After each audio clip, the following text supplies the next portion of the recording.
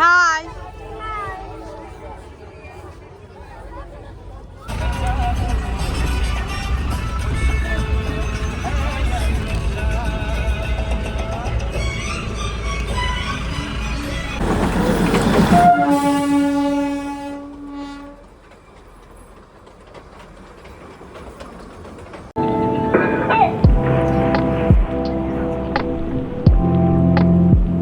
Morning.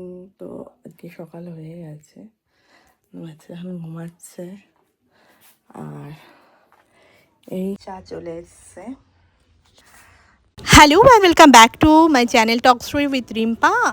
তো দেখিয়ে দিলাম যে সকালবেলা একদম রেডি ঠেডি হয়ে মোটামুটি আমি খুব তাড়াহুড়োতে আর কি বেরিয়ে গেছিলাম, কারণ বলছিল যে গাড়ি চলে আসবে। তো তারপরে কিছুক্ষণ ওয়েট করার পরে শুনলাম যে জ্যামে গাড়ি আটকে গেছে, তো তার জন্য আবার রুমে চলে এসেছিলাম, দিয়ে বাকি রেডিটা হয়ে গেছিলাম আর এখনই হয়ে গেছে, বাট এখন ওয়েট করছি। আর এখানে বাবু, বাবু এদিকে তাকাও। হাই। তো ফাইনালি একদম রেডি টেডি হয়ে আমরা বেরিয়ে গেছি। তো গতকালকেই শেয়ার করেছিলাম যে আমরা গতকালকে মিরিক হয়ে দার্জিলিংয়ে চলে এসেছিলাম। তো এবার দার্জিলিংয়ে আজকে থেকে যে সাইট সিনগুলো রয়েছে কিছু কিছু সেগুলো করব, আর কোথায় কোথায় যাচ্ছি কী না যাচ্ছি, এক্সপিরিয়েন্স কীরকম সমস্তটা শেয়ার করব, ওয়েদারও কেমন ছিল। তো যাই হোক, সঙ্গে থাকুন আর দেখতে থাকুন, আর কি কি মজা করেছি সেগুলো দেখাবো। মানে আজকে ডে 1 ছিল, আজকে থেকে লাস্ট ডে অবধি এতটাই মজা করে এবারে ট্যুরটা হয়েছে, মানে বলার মতন না। তো যাই হোক, চলুন সাথে থাকুন, দেখতে থাকুন।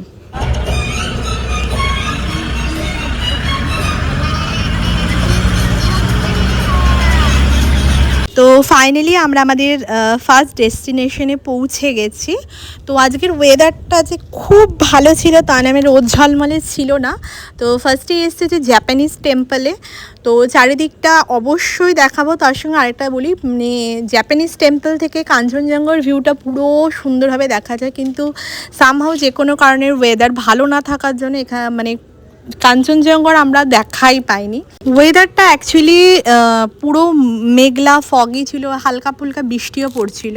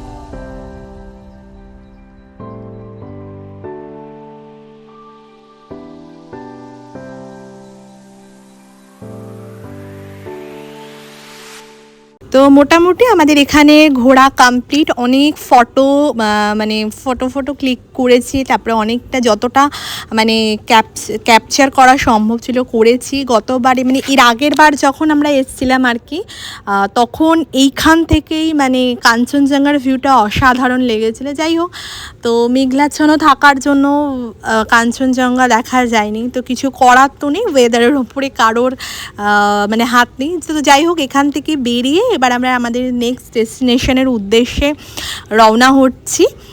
তো দেখাই এখানে, তো আমরা এখন আমাদের নেক্সট ডেস্টিনেশন মানে বাতাসিয়া লুপের এখানে চলে এসেছি। আর এখানে বলে দিই, এন্ট্রি ফি ছিল হচ্ছে পার হেড 50 টাকা, যেটা হয় 5 বছরের নিচের বাচ্চার কোনো টিকিট লাগবে না। তো বাতাসিয়া লুপের চারিদিকটা আর কি একবার দেখাই। অনেক বছর আগে আসা, তারপরে আবার এতগুলো বছর বাদে আসা। আর বাঙালি মাত্র দার্জিলিং পুরী মোটামুটি প্রত্যেকেরই ঘোরা। তারপরেও নর্থ বেঙ্গলের সিনিক বিউটি যেটা বললাম যে অসাধারণ, রোদ উঠলে একরকম, মেঘলাচ্ছন্ন থাকলেও একরকম। তো যাই হোক, এখন ঘুরে ঠুরে নিয়ে আবার কথা হচ্ছে।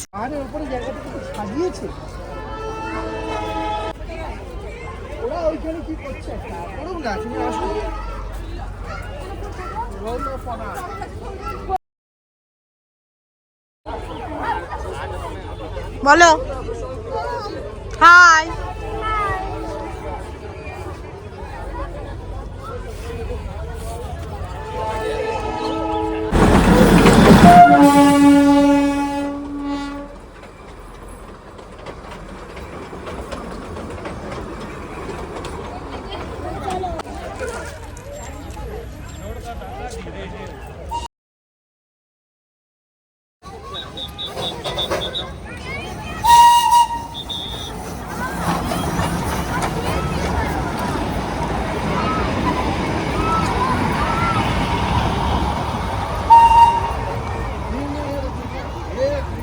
এত নাক করো না শোনো, নাক করে না ছোনা মনি। মাগো, পুরো গুন্ডাদের মতন লাগছে দেখো। মাগো মাগো তো মোটামুটি আমাদের এখানে ঘোরা কমপ্লিট হয়ে গেছে। তো দুটো জায়গা দেখা হয়ে গেল, আর এখান থেকে এখন আমরা বেরিয়ে গেছি। এখন যেটা হয়, দার্জিলিংয়ের রাস্তার উপর দিয়ে আমরা যাচ্ছি। আর দার্জিলিং মানেই হচ্ছে টয় ট্রেন, ঘুম স্টেশন, সেটার জন্যই বিখ্যাত। আর ওয়েদারটা তো এখানে দেখাই যাচ্ছে পুরো মেঘলাচ্ছন্ন, যার জন্য আজকে কাঞ্চনজঙ্ঘার ভিউ একদমই দেখা যায়নি। এই যে আমরা এখন ঘুম স্টেশনের ওপর দিয়েই যাচ্ছি।